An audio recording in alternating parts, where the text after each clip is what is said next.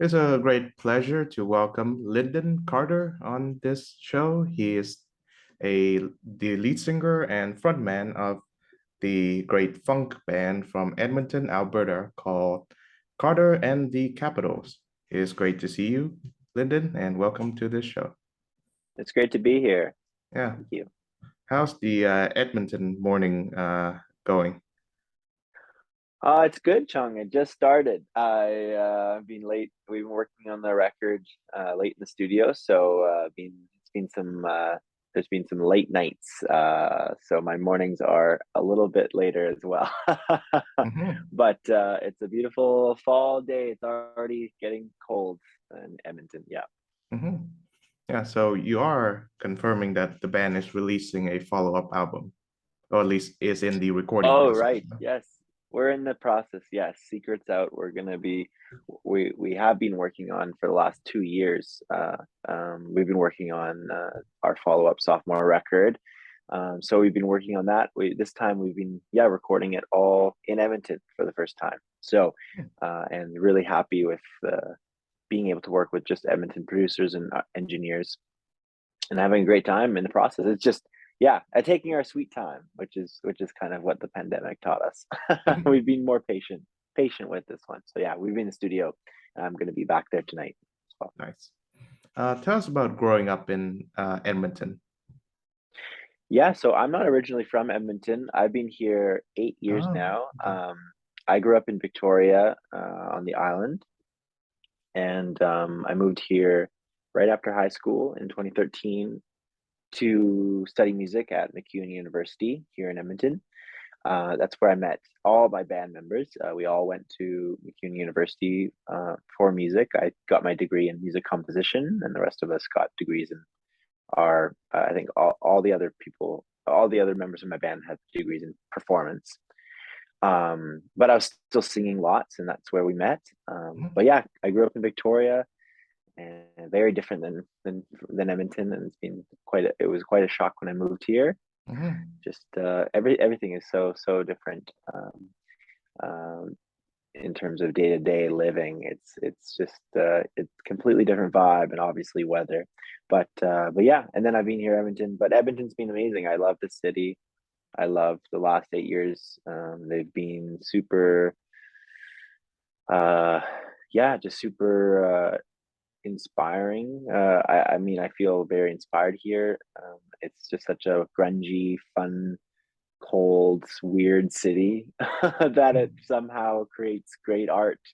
In terms, I don't know, everyone, all the artists around me, I just adore. So yeah, I really can talk great things about the city. Awesome. So Victoria, that would be in BC, right? British Columbia. That's right. Yeah, Right. So tell us about growing up over there. I'm sure the weather is warmer. Victoria. Yeah, it's a temperate rainforest. It's super nice. It's very warm all the time. And I grew up yeah, just near the ocean and spent a lot of time uh yeah, I was in the same school for a long time and was playing lots of sports and doing lots of music and arts and theater and feeling very privileged to be able to kind of do those things as a child and as a kid, and started a band when I was in grade six with some of my musician friends and who are my friends to this day, and who are some of the best talented musicians I know in Victoria and beyond, which is amazing because it's just yeah, they're I can't believe I was here in Edmonton. I've been surrounded by great musicians that I consider world class, and then in Victoria as well, even as a young age, amazing musicians. So yeah, it was a great. I don't know. I had a great time growing up. I'm an only child, which you can probably tell because I'm the front man of a band. Um, but yeah, so yeah, I had a great time playing music as a kid. My dad played music Mm. growing up, always playing music. He plays in a band as well in Edmonton, or sorry, in Victoria. And so yeah, grew up with music in the house and all around me as well. And then yeah, just in the kind of dreamland of that is Victoria, which is just, it's just green and warm, and it's beautiful there. Yeah. Mhm. How long did it take to adjust to the Edmonton life? I'm sure the weather must have been a huge challenge. Yes, it was. It took a while. Chung, took probably like four. Well, after I finished my degree, I stayed here another year, and I moved within Edmonton. That was kind of, and then honestly, only till like last 2 years I felt settled and home here, as if this is my new home. So it's a very yeah, a very new feeling to feel to be adjusted to this place. Which I'm glad. I feel I wrote a solo song about it, which I'm actually going to be recording.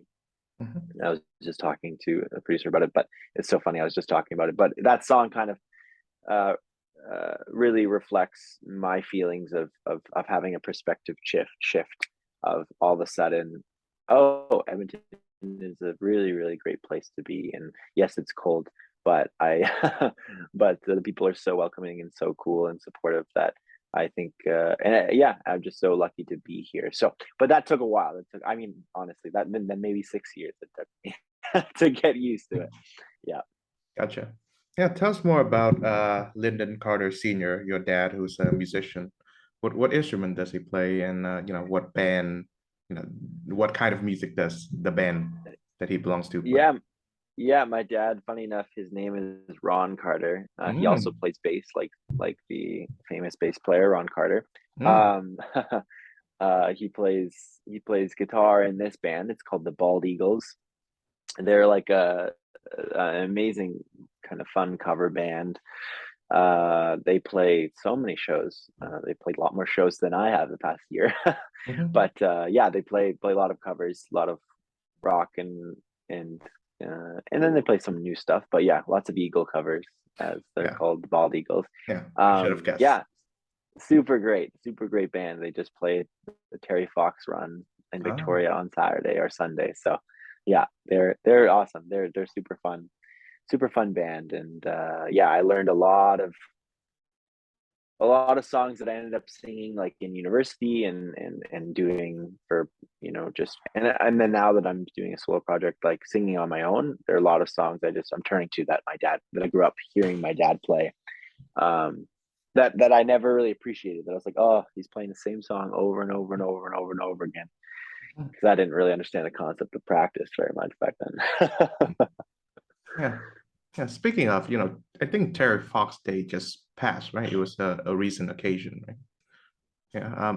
I'm not a Canadian, and I think if you are Canadian and you haven't heard of Terry Fox, chances are you would be majorly embarrassed. But from what I can Yeah, gather, he got cancer and then he ran a lot.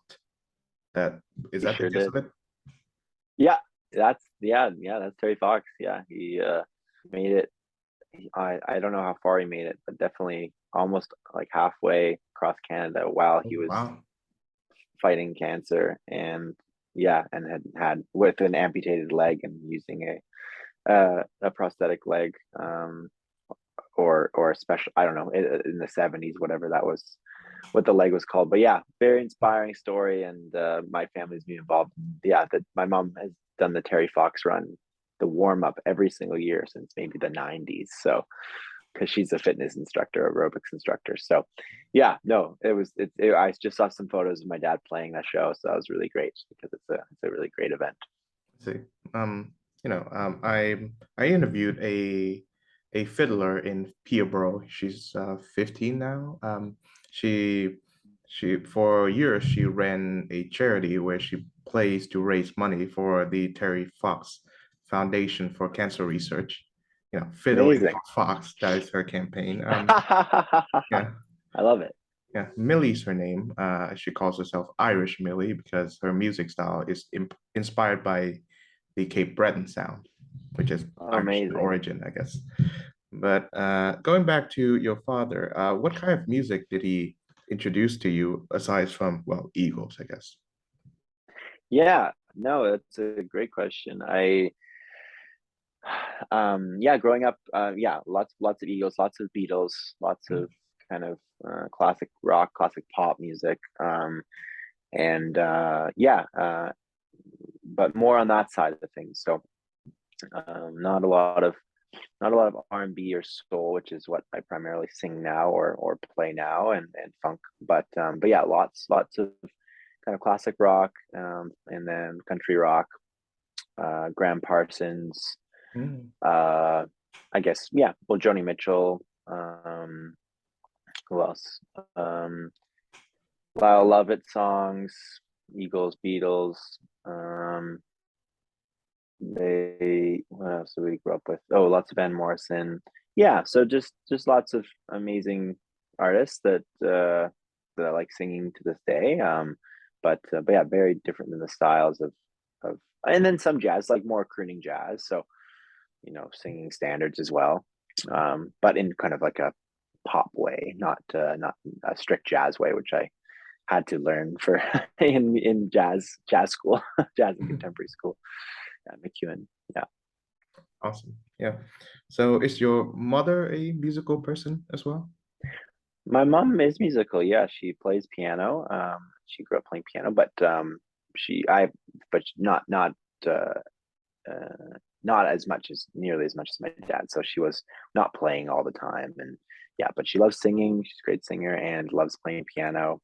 Um, and yeah, so she's and very creative and very artistic in terms of collaging and sewing. And she made all my costumes when I was a kid, when I was performing musical theater stuff, like on Mm, in camps. She would make my costumes. Yeah, so yeah, very artistic, but not necessarily as music driven as my father. mhm. But still, both of your parents are incredibly musical people, and I'm guessing that Oh yeah, influence your musical style a lot. 100%. It definitely did. Yeah, growing up in the house, it was yeah, and very supportive of playing music and performing. So very lucky because I know growing up, lots of parents I went to a academic school and prep school, and lots of the parents I don't think were as supportive of their kids deciding to go into music or Yeah. choosing a career in the arts. Mhm. So I I'm very lucky to have parents that understand that the arts are important and the arts are a viable path to take in a career. But this, yeah, every career is hard to do, so why not do something you love? Yeah, I know that, in my home country of Vietnam, there's still that stigma attached to, kids wanting to pursue a career in the arts, whether it is fine arts or music or the like. And Yeah. yeah, so uh, I like to ask, how was the band formed? How was this quintet of greats formed? So yeah, we all met at McEwen. Mhm. Most of us, four of us in the band, all met in first year in 2013. We didn't start the band until second year, so we actually weren't even that close of friends until second year. And then yeah, I wanted to start a project, and it was I didn't know what the project was going to be. It was kind of because, like I said, I grew up listening to pop rock and country rock and more maybe alternative rock as well. So that's kind of where it started when we had our first jam. I was just trying to get a band together. I had some songs, very different, but then I don't know. I was listening to a lot of Prince Mm, in first year, a lot of D'Angelo, but especially Prince in grade 12, and then first year and second year. And I don't know, I was falling for this kind of style of music that was much more dancey and had more, yeah, funk rhythms and stuff, which was still very new to me. And when we first played our music, we played a couple songs. I had written two songs, and the first song was just like a very kind of jump jump cha jump jump, more like driven kind of rock song with chunky guitars, and and then the second one was like this kind of piano one, and I forget how it goes, but it was much more soulful and more kind of Motowny. Um, yeah, and the guys loved playing that, and then I was like, okay, well, maybe this is what I want to do. This is what we should do, and so we had our first show in second year university. We've had a couple keyboardists. Our friend Josh started in the band, Josh Calder, who's in Montreal now. He played keyboards at the beginning, and then we had Kevin Castro play keyboards, who is an amazing keyboardist, and he's based in Vancouver right now. He works for like Drumeo Pianote, that Mm. company. So and he also plays for amazing artists. He plays for our friend Jessica Harling, who goes by Jessia, who had just had a who was signed to Interscope Records, Oh. no, not Interscope, to Republic Records, and had a big smash hit Mm. through TikTok this past year, and now is touring the world and is doing amazing. He plays a lot for her too, so he's an amazing keyboardist. And then our current keyboardist, who started with us in 2016 before our first ever tour, his name is, yeah, you met Eric Doucette. Oh. And we met Eric Doucette in the second year, but he wasn't in the band until 2016. Yeah. I see. Well, I hope I like to send my regards to Eric Doucette, if I may, because I think he was the one who contacted me when I was still doing my this podcast in a radio form, and he said that we are Carter and the Capitals. We have this new album, and we would like a chance to be featured on this small Peterborough-based student radio station. And I I said love yes, it. and I said I would also like a chance to chat with him. And we did have a chat, and it was actually the first interview I've ever done with a musician. So um, Wow, awesome, John. That's so cool. yeah, and of course, listening back to it, I haven't listened to it in a long time, but I kept the audio recording. Yeah, but I do think that I could have done better, but I'm glad the interview went well. So thank you, Eric, for accidentally jumpstarting my career as a man who asks musicians annoying questions, I guess.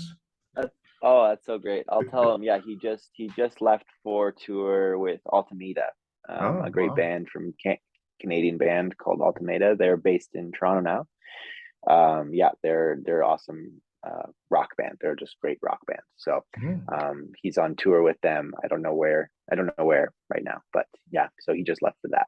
All right. Yeah. Send him my best. Of course. So tell us about the full lineup because I'm always a little embarrassed when I don't know all the names of all the band members. So far, I know of your name since Mm. you're on the band's name, and I would like to know the rest of the Capitals, of course, other than Eric Doucette. Yes, of course. So Eric Doucette on keyboards. We have Eric Wildman on electric guitar. Eric's from originally from Chilliwack. He lives in Nelson now. He just moved to Nelson, so we've been trying to do stuff remote with him. Yeah, amazing guitarist. Also, yeah, medicine first year at McEwen. Came from a playing metal guitar. He Mm. can absolutely shred the guitar, and is just super. His rhythm is just very, very perfect. Like he just has perfect rhythm playing because he had to when he was in metal bands. So that was just yeah. We all come from very, very different backgrounds, and then Sam Maloney is our drummer. Again, came from more of a punk background, punk kind of playing, and then played lots of jazz in school as well. But amazing drummer. Just so fun to play with. Great feel, great singer. Um, and then Ali Mirzai is our bass player. Mhm. And Ali picked up the bass just before he started music school. He was a guitar player before in high school. And then he started learning bass, like, yeah, just very late, or not very late, but just before music school, which is incredible. And then, yeah, one of the best bass players in the city, easily. So incredible at bass. It's just stunning. Yeah.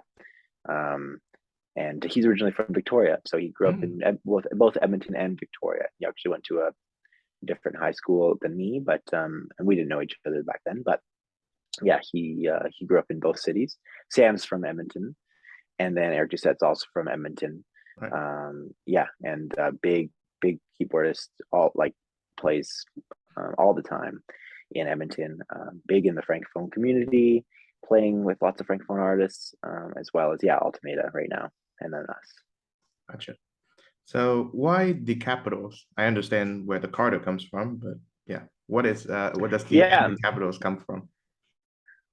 yeah, it was a catchy name that I came up with, and at the like because and then I also realizing that we're all from most of us are almost all from capital cities. So Edmonton, Oh, right. Eric Doucette, Sam is from Edmonton, and then Ali and I are both from Victoria, capital of British Columbia. So yeah, that kind of played into the name. We're all from capital cities.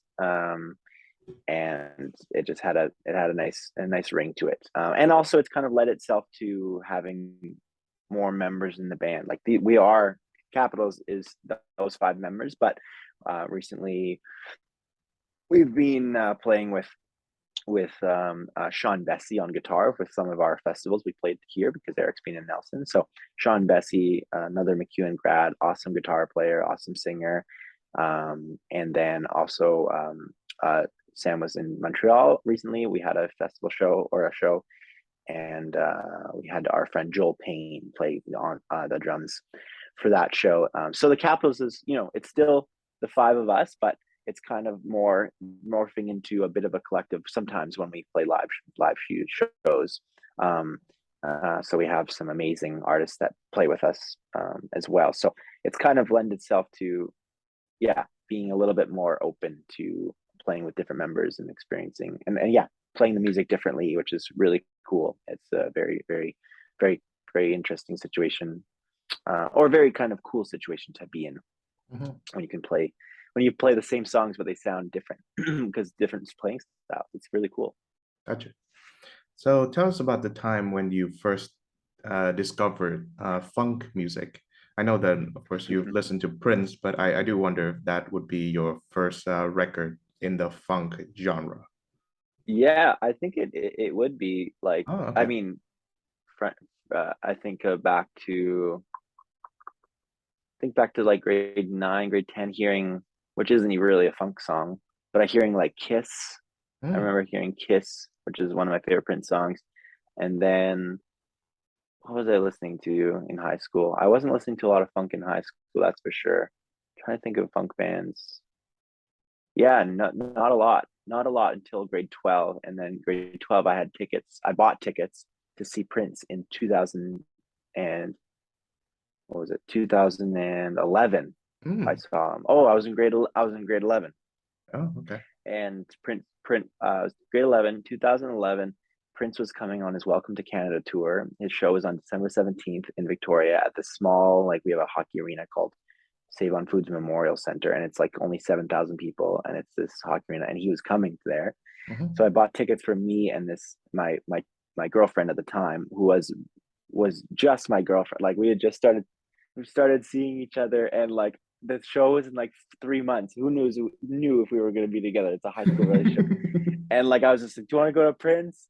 Do you want to go to Prince? And she's like, yeah, sure. So I bought tickets, and luckily we stayed together until then, and had an amazing time. And it was John Blackwell Jr. on good drums. Oh, wow. It was Andy Allo playing guitar. It was Maceo Parker playing saxophone. It was who was on bass? Actually, I forget who was on bass. But John Blackwell Jr. was playing drums, and Prince was absolutely incredible. It was his last show of the whole tour, and his Mm. voice was absolutely perfect. And it was just like the greatest show. Me and my girlfriend at the time just like sat there, just in awe after the show. Just like we could not believe how amazing the show was, and how talented and spot on Prince and the band were. And that was a big turning point for me in kind of just seeing that style of music, the um, just groove based funk music. It was just so infectious, and the crowd was just going nuts, and I was just including me. So that was a big thing. And then my next door neighbor introduced me to D'Angelo, Mhm. and I don't consider myself an R&B singer really, but D'Angelo was a big thing for me, listening to D'Angelo all through first year, over and over and over again. Listening to the Voodoo record. So yeah, those were kind of my intros to funk music.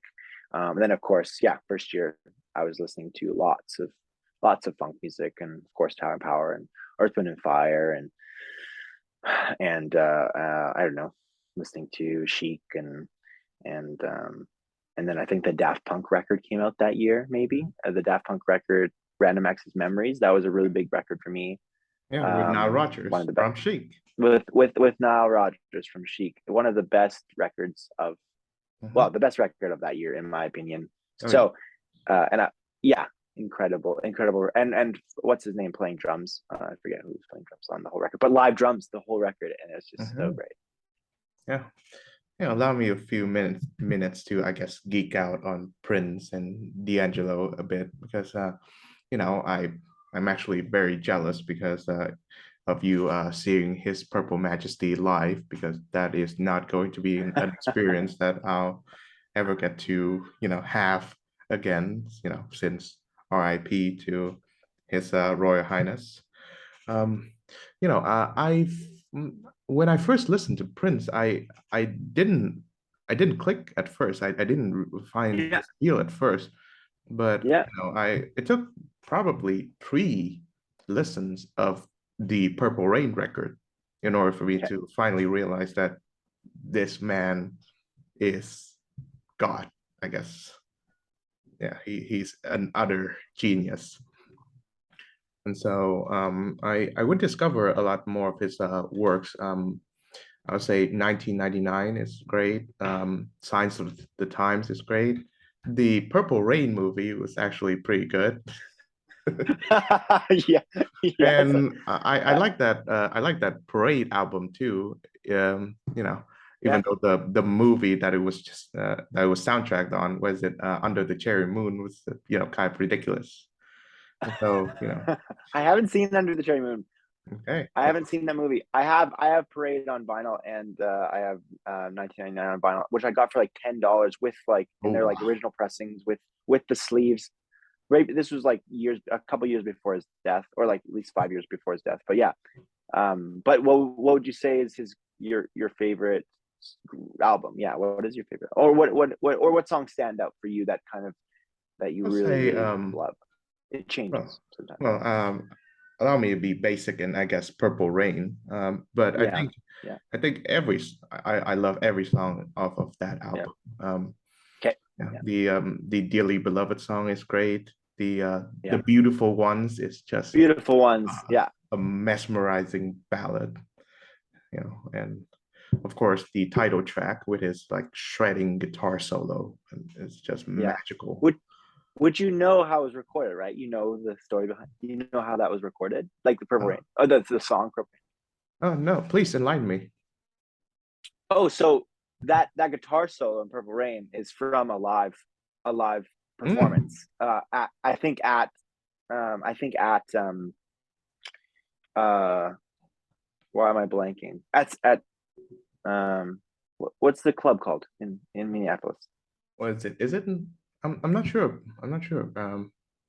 Oh no, it's Paisley called Park, right? Is it Paisley Park? Paisley Park is his property, his estate. Okay. It's like kind of like his house. Avenue. No, oh my gosh, this is embarrassing. Anyways, so it's at the club in Minneapolis. It's a live record. That solo is a live recording, and then the rest is just like overdubs, and the other stuff is just in the studio. But that solo is literally a live recording, which is so crazy. Oh He just wow. like didn't give. He didn't care. He just Hmm. like he didn't care about, like, it was about the performance. It wasn't about the sonic quality, even though, I think you can argue there's some, like Wendy Carlos, who engineered, like, did an amazing job Hmm. at capturing great sounds. There's Hmm. great sounds on all the records, but that's the big thing I learned about Prince is, I love about Prince is just like he's he's about the performance. Like maybe he'll do like 20 takes to get a good performance, but it's not to get a good take. You understand? Like sometimes he'll just do one take because he can, because he's so talented, but also because It's about capturing the moment and the performance. So that's why there's clipping on the records. Like if you think of When You Were Mine off of Dirty Mind or Controversy, I forget. Mhm. But When You're Mine, there's so much clipping, Mhm. like audio clipping of his voice, Mm. and distortion, and his guitars are direct in, like his guitar is literally direct into an API compressor, Wow. not even through a guitar amp or anything. That's why you get this like really spanky tone, and that's what we did on our newest song, Lovely, Lovely, Lovely. I Mhm. wanted the guitars to sound like that, so we went in there. So yeah, lots of like recording techniques and things that inspire me in Prince. But yeah, that's so great. I mean, Purple Rain is amazing. I love Beautiful Ones. I love Baby on a Star, Mhm. and yeah, it's a great record. I was that so my girlfriend at that time, she is still my friend to this day. She lives in well, she's from Victoria. She's been living in Turks and Caicos, which is cool. But she sent me this on my birthday. Oh wow. It's a Prince candle, like prayer candle, and so Mm. it's just so funny. I absolutely love it. But yeah, so super. That's so great. I love that you're such a big fan, Chung. Oh yeah, he's who wouldn't love him? But Yeah. Oh. I also like to talk to D'Angelo a bit. But just one last thing on Prince. Yeah. 1999 was my birth year, so Oh, amazing. it is one of my favorite songs. Party like it's 1999. But yeah, D'Angelo might not be a household name, at least to not to music geeks like you and I. But Rick Rubin once said that Voodoo, that his 2000 album was the best produced album he's ever heard, or at least ever. And I have to agree with him. I mean, his it's just an amazing record. I feel bad for not having listened to it in a long time, but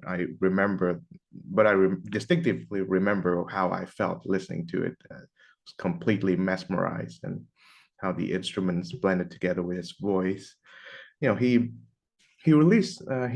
has released so far only three records, and each one has a significant gap between the other. I think his first one was Brown Sugar in 95, and Voodoo came out in 2000. And his latest one is called, what is it, Black Messiah, right?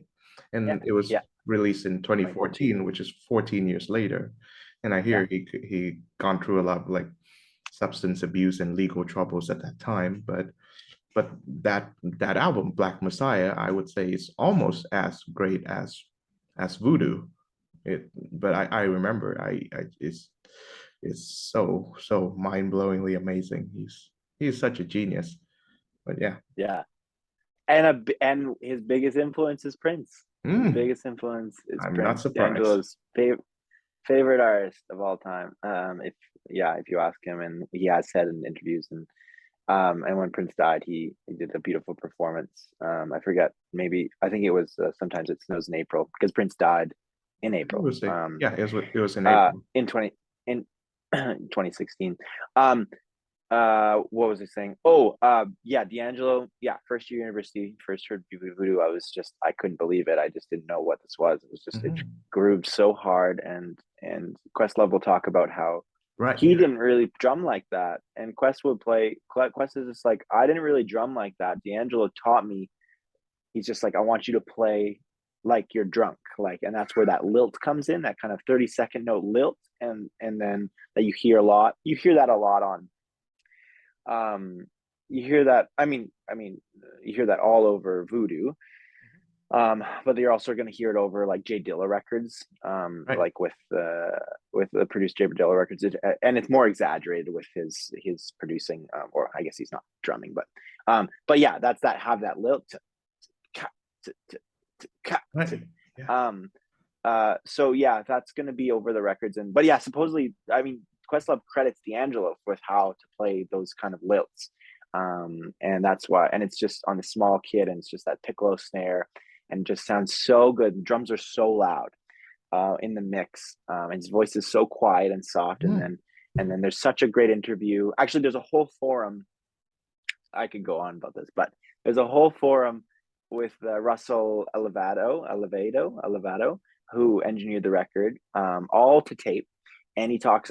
It's on Gear Nerds. I forget what they're called now. They changed the name. But Gear Space. It's called Gear Space now. But anyways, he is all over. He has a whole forum and people asking him questions, and it's all about just like the genius of D'Angelo. Like Mhm. sometimes there's 32 vocal tracks on Wow. those tracks. Pino Palladino's obviously on the record. It's amazing. And then and you have Questlove on drums. Then you have Roy Hargrove on flugelhorn, and you have these amazing horn parts that are just so beautiful. It is a masterpiece record, and it's so funny. There's an article that's online still from Rolling Stone, and it gives it like 3 stars out of 5 or something, or 2 out of 4. And it's just like, this is just it's like, and it did say how it's a good record, but it's just like, this is just a jam record, and you're like, cool, like, are you serious? Like, these are amazing songs with hooks, and like, these are, it's unlike anything else, like in the neo soul world. Yeah. But yeah, no, that there's a great forum to read about how they recorded those recording techniques, and of course, yeah, just amazing players. And then Raphael Sadiq on the Oh, record right. Yes. playing, Sadiq. playing. So even on Untitled, like, I'm just like, I remember talking to this gal once, and we were hanging out. And I had my Voodoo record, and I was just like, she's like, oh, I love D'Angelo. I was just like, oh, great. And I was like, like trying to be all cool, like I knew all the things about this of the record, and I was just like, oh, did you know that D'Angelo plays every instrument on this record, on the song, on Untitled? And she's like, I think I think Raphael Sadiq's playing guitar and bass on this record, on this song. And then I was just like, oh my God, yes, he is. He's playing. It was so funny. I was so like embarrassed and also so impressed, because like, yeah, Raphael's playing guitar. I think both guitar and bass on Untitled. But I know D'Angelo's playing like lots of instruments, and then on Brown Sugar, he's playing like all the instruments on so much of it as well. And that was before, D'Angelo was playing like a lot of guitar, and then he talks about for Black Messiah how he just like forced himself to just play, or he just wanted to play guitar, which was cool because he's a keyboardist mainly when he sings. But yeah, anyways, I could go on forever. Oh, yeah. Well, with that said, let us go back to your music. Um, yeah, talk us through the recording of your latest single, the Thrice Lovely song as the title. Yes, thank you. Yeah, really proud of this song, Chung. We just put it out in end of July. Lovely, lovely, lovely. And I started writing this song in my bedroom, in my studio. This is my bedroom studio. Mhm. In When did I start writing it? During the pandemic, I was writing a lot of music. I thought I ended up writing lots of music for this record, my soul stuff. And I just came up with, so it's inspired by Luther Vandross. It's inspired by Never Too Much. Mhm. I just like, oh, I love that tempo. I was just like, I just love that tempo. I love that straight groove. It's, dum, dum, dum, and everything's like pushed on it. Dum, Mhm. dum, dum, right? But the groove stays straight, nothing crazy. So I just like copied that groove, and then I kind of wanted to create a bass line. So I created a bass line that Ali plays, but obviously accentuates and makes completely his own, and it sounds so good. But started with an easy bass line. Mhm. And then I wanted to kind of like those stabs done, with lots of pushes and stuff. So I found good keyboard sounds and stuff, and created a great demo. And I'm really proud of the demo. And then the band comes in, and Sam makes this whole cool, keeps the groove, keeps the simplicity, but also really kind of accentuates the guitar line that Eric wrote, the dun, dun, or like I wrote a simple like single note line. Eric does this amazing octave thing. Mm. So then we were writing it. Yeah. But yeah, it was just I don't know. I felt I wanted words, and I wanted to things were quite bleak at that time for a lot Yeah. of my friends and musicians and everyone in the world. But Mhm. yeah, I don't know. I wanted a song that just uplifted me and uplifted people around me. And Felt honestly, yeah, just lovely. Like felt like I just love that word, lovely. So I just kind of wrote a song just about feeling a certain way towards someone or something or a situation, and that just makes you feel, yeah, happy inside and light, and that isn't down. And I try and write music that has a point, and I'm getting better with kind of my lyrics and having a little bit more. I'm just more proud of my lyrics having a little bit more meaning behind them sometimes. But sometimes you just need to keep things light and dancey and fun. I feel, yeah, because things are already bleak enough. We don't need every single song that I write or everyone writes in music Mhm. to be a reflection of the despair and the gloom and the dread of living in today's world. But not that those songs aren't important; they're very important. But I, uh, yeah. So I'm just feeling a certain way, and then yeah, it just came across. I hope. Yeah, so the song came out 2 months ago, right? July. And you guys also shot a music video, which I'm assuming is your first, since I have not come across any other music videos of any other songs that you've done. But yeah, tell us about shooting that music video. Yeah, I mean, we've done a few other music videos before. We Oh, did okay. I directed one for Stank, which is on the Oh, record. right. So that one's on YouTube. And then I directed One Step for Magic one, and then we also did a lyric video for One Step for Magic, which you should definitely check out because that's what T-Pain reviewed it. I don't know if you've seen that video of T-Pain talking about it. Hmm. Anyways, it's on our YouTube channel. You should check it out, Chung, because like it's hilarious and probably one of the biggest highlights of our entire lives. But anyways, that's a great music video by Molly Little. She did a whole animation, so that one's really amazing to watch. That's a lyric video for One Step for Magic. But yeah, this was the biggest music video I've ever done. I was directing it. Morgan Gold was our director of photography and co-produced it with me, and yeah, took. I mean, I had in my head kind of the planning it for 2 years during the pandemic. I wanted to make a video that potentially, um, yeah, was okay if we couldn't get a large crowd in the room, but managed to get like a good. We managed to get lots of our fans and friends in the room as well. So we were able to contrast shots with we had track running around it. So the dolly would go around it smoothly, and then it's just kind of everything's kind of circling around the audience and circling around the band. So we were able to get some amazing shots with that. And I was super proud of the video, and then also having our friends and fans there was so fun, and they just hyped us up. And yeah, I'm really proud of the video, and yeah, it was an amazing day. And my friend Kelsey Brett, who's a amazing singer in Vancouver, and great friend. So she came out and was my love interest in the video, and she's just yeah, so stunning, and so just like, yeah, just everything I wanted, and with her look and her smile. It felt so real with having her on screen, next to me and in front of me, and then the band, and then yeah, Sabina Hanke did the wardrobe, and then Haley Lepotwick did the hair and makeup, and just these are my great friends. Like these are really really important people that really have kind of been that I admire in their craft. And then yeah, just being able to like just get the people you want on a video or on a project is so great. So Mhm. I'm glad. Yeah, I'm glad you liked the video. Yeah, I love the song too. And I when I interview musicians, I tend to put their songs, along with the interview portion, either before or after. So I Yeah, hope to have that featured on this audio recording of the episode as sure. well. So thank you very much. And of course, you mentioned the pandemic era, which halted touring and live performances for upwards of 2 years.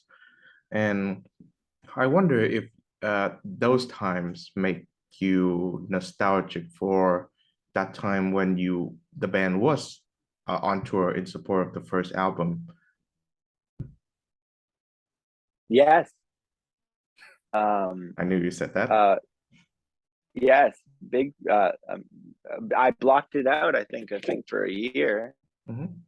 I think our first show back, we played a festival called Together Again Festival, and it was in Edmonton. And I think, yeah, so Serena Ryder was headlining, and Royal Alberta Advantage, Noel Charles were on the bill, and then we played, and yeah, I remember being on stage for the first time in like 2 years, and it all came back, and I just remember the feeling.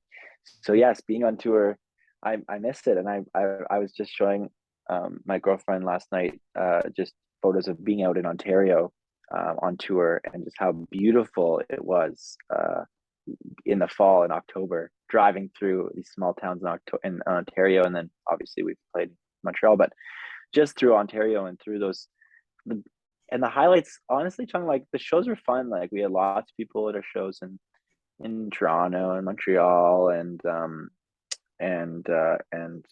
where we played? We played Ottawa. We had great shows in Ottawa, and then we played even in Windsor, and we had such amazing shows. But the best times I like on that tour in 2019. I mean, we toured the Western Canada. Like we toured hometown to Victoria, played some awesome shows on the way there and in Victoria.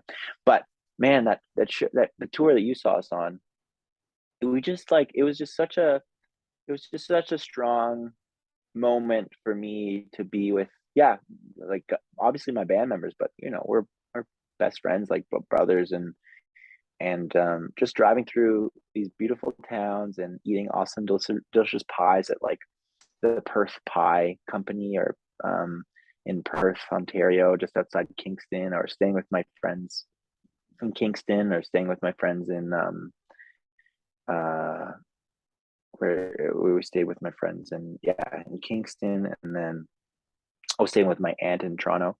Those were like the best moments of tour. We're not even the shows. Like the shows were fun, but it was just driving and hanging out, Yeah. and just seeing the beautiful province that I've never experienced. So I that's what I love about touring. That's what I love about music. You go to these small towns, like no one, like I'm not, maybe we would love to go to Detroit and we play Windsor again, but a lot of people's destinations aren't these small towns, or unless they're university towns, or unless they have jobs there, they're not going to these places, and that's what I love about being in a band, about being a musician is, yeah, we're touring around the prairies, we're going to all these towns that have so much vibrancy and culture, and great people and great music and art as well, but they're just not, well known or on the map. And I wouldn't be visiting them unless I played in the band. So I am excited to get back on the road, if that's your question. Awesome. Yeah. I'm sure you've answered this one before, but what is the best part and the worst part of being a touring musician? And I do hope that you don't answer the worst part quorum with other band members. So there we go. Definitely not other band members. The best part of being on the road is, yeah, just like kind of what I said about exploring small towns, and playing music and connecting with people that in these towns across Canada. Um, that's my favorite part. And then food is a big thing too. I love food. I own a bagel company in Mm, Edmonton that I started during the pandemic, and so I'm a big person when it comes to trying new foods, and that, that was more my love of I love bagels, but I when we were on tour in 2019, we went to St. Picher and Fairmont Bagel, and we sold all our merchandise, and I literally took a suitcase full of St. Picher mm, bagels back with me in the suitcase, and that kind of started my love of bagels, and now, yeah, and now I I run a small bagel shop. Every week nice. we bake with my drummer in my other band. It's hilarious. So touring has let me, that best part about touring is the small towns, meeting people, connecting with people, the food. I love the food. And then, yeah, just spending time with guys that playing music like like you saw in Peterborough, like when we played, like yeah, there was no one. It was only like five people in the audience, but we put on the same show that if there was 1,000 people. Like it doesn't matter. We have a great time playing music. Mhm. You know, it's just yeah. So I'm nostalgic for like those moments of just like when we know that we want to keep doing this, um, and we know that we still have the energy to sleep on floors and to be in a sweaty van and all that stuff. Like it's all it's all stuff that I want to do again, which is great. I love that feeling. What I don't like about it, um, I guess, I guess, I don't know. It was such a great tour when we went out. I went out east. It was pretty glamorous in terms of we were staying at friends' houses and stuff, and we had beds. Um, so sometimes it's like sleep.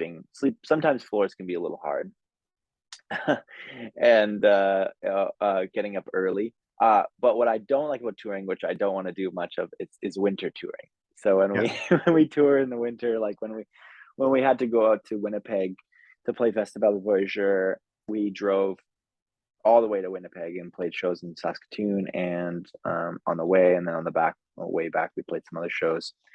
Um, that was not enjoyable.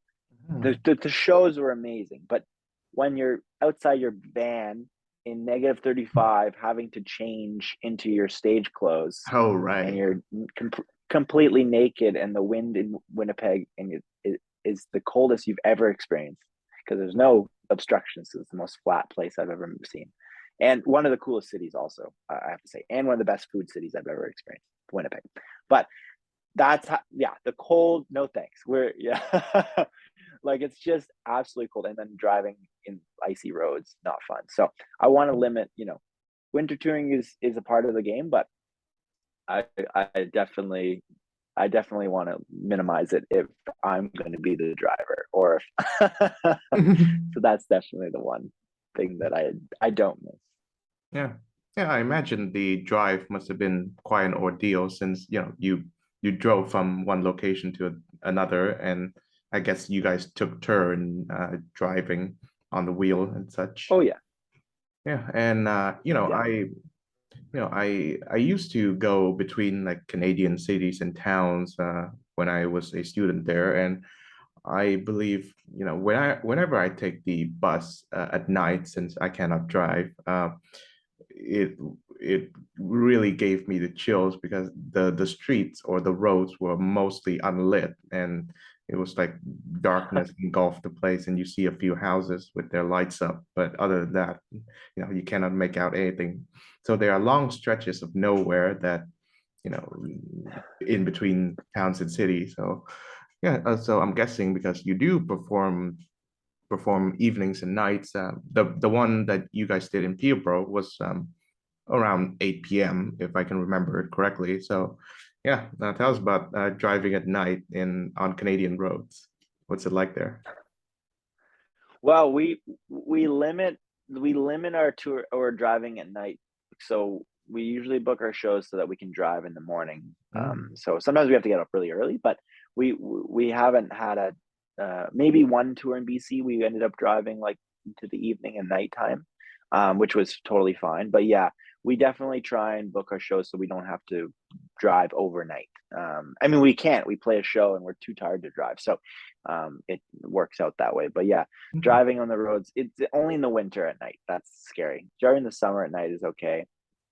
But yeah, driving in the winter at night, no thanks. No thanks. We'll hire someone to do that if we ever do bigger stretches of tours that we have to.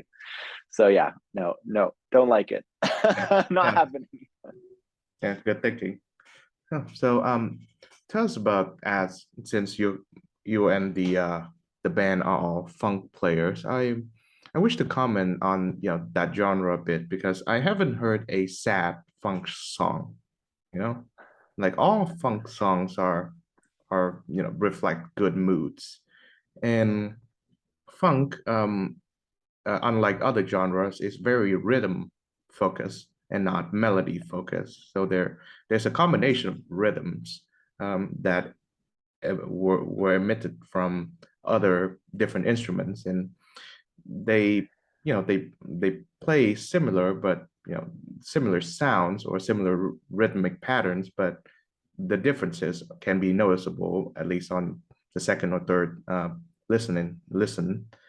And so it is a very polyrhythmic genre that is never sad. And so I'd like to hear from your insight on creating funk music, on how to synthesize fun with the polyrhythmic pattern.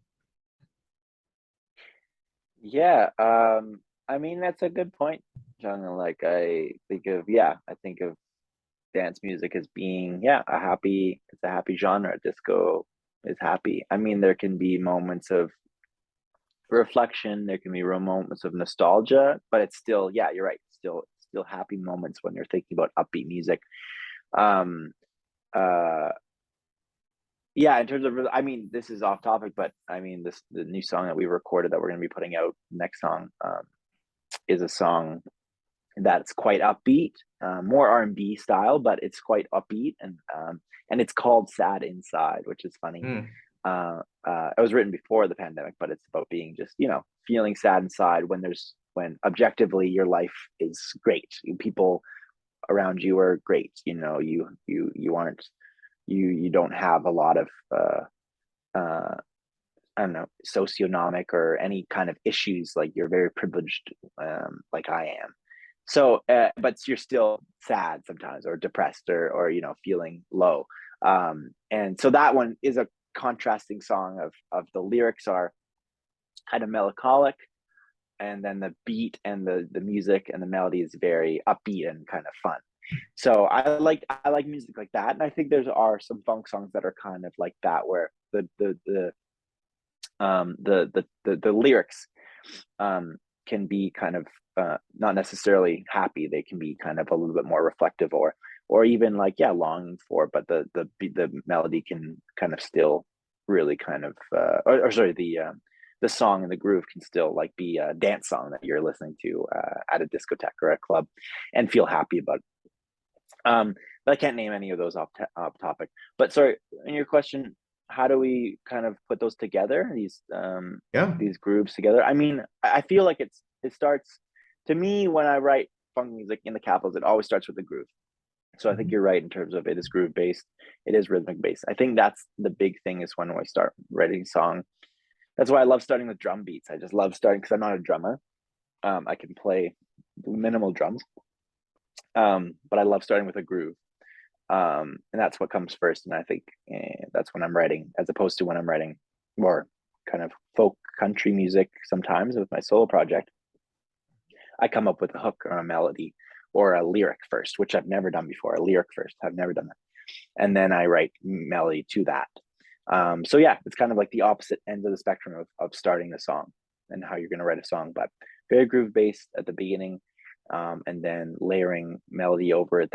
And then maybe a guitar line or something that's contrast, or bass line that's gonna contrast, and then having. I love when the vocals kind of just sail over it. I love rhythmic vocals. I think those are so cool, but sometimes there's so much rhythmic stuff going on with the instruments, that I want a vocal that just sails over and floats over the rhythm. So it's almost like I have just longer phrases, because I have so much quick rhythm and stuff going on already. I can't be like dubba dubba dubba dubba dubba. I don't know when I mean, I guess the Chili Peppers can do that, but I can't. So like I like to have something that sails over a little bit. That's why I have, like, I don't know, lovely, lovely, lovely. Like, there's the groove, and then I just have a nice line, ooh ooh, and like I just have longer lines that kind of float over. And I try and have that contrast. I think that's a really important part. Gotcha. So, final question, and since the none of the other band members are here, I think you should probably answer this one on behalf of them if you're up to the task. What does music mean to you? um,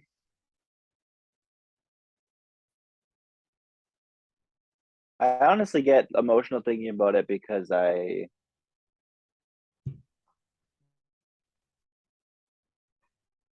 I just feel so um I've heard lots of people kind of answer this question, and artists answer this question, and even non-artists answer the question about the importance of music. Um, and there's so many different things that I agree with in terms of just like music can be something that connects you to a moment, because a lot of times it's in the background of your life, or it's next to you when you're doing something. You're dancing with someone, so it's a song, or you know you have you know your um you're at a party when you're in high school, and your crush is over there, and there's a song playing in the background, and you remember the song, or your parents playing at music, or like and for me, my dad playing guitar and playing the song, when he's making breakfast, and then me waking up and hearing the song, and yeah, there's so many moments of where music connects us to a specific time in our lives.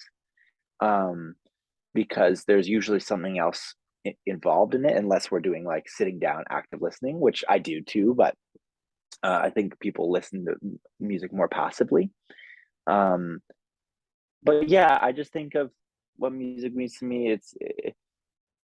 It's just it's just kind of that thing of just like it can be so many things. It can take on so many forms in people's lives. It can heighten experiences, which I think it does for most people, but it also can be the forefront of the experience, um, where you hear a song for the first time, and it can give you the same amount of joy and feeling as a song that you've heard a million times that reminds you of something. I just find that so amazing. I think of I think of music as a connector. Of course, I like to consider myself a connector of people, bringing people together. I think music brings people together. It defies language, culture. Um, it highlights the differences in our cultures and in societies and in each human, in each person, but it also connects us at the same time as being showing how different we are from people we are. It also shows us our similarities, and how common we are towards how we have so many things in common, even though we can have a completely different musical styles. Yeah, it's a language. It's so many things. But to me, it's a specific feeling of of feeling um,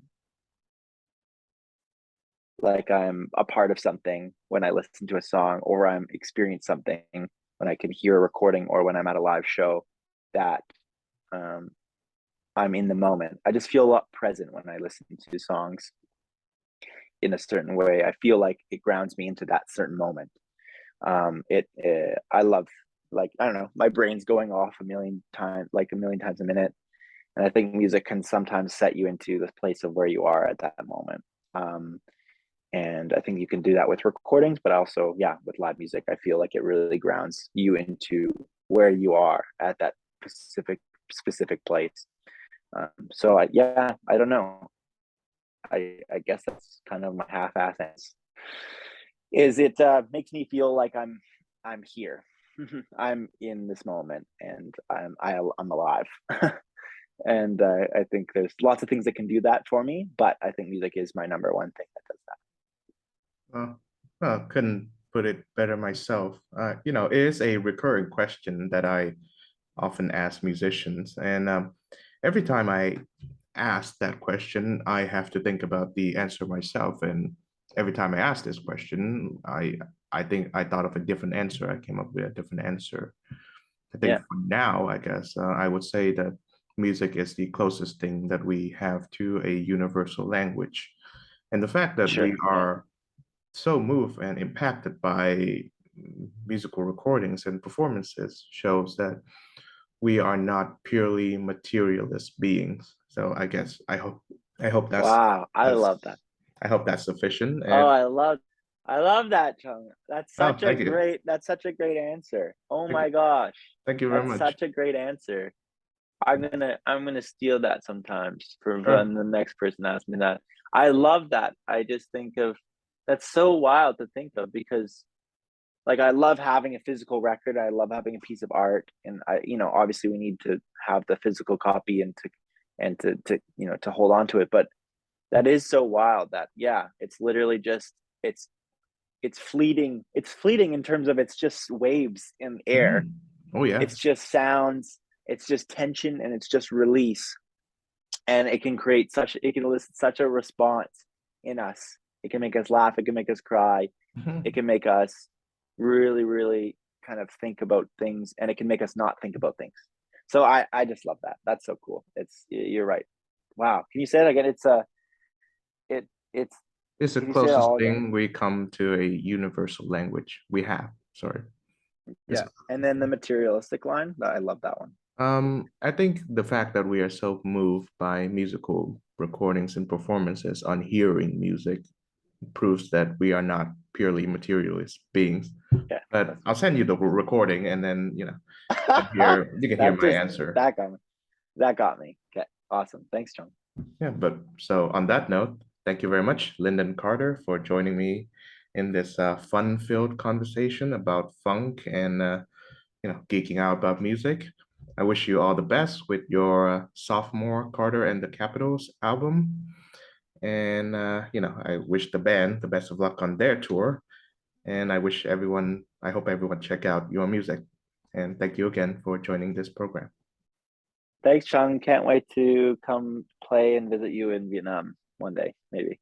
Oh, sure. Yeah. Look forward to it. you okay.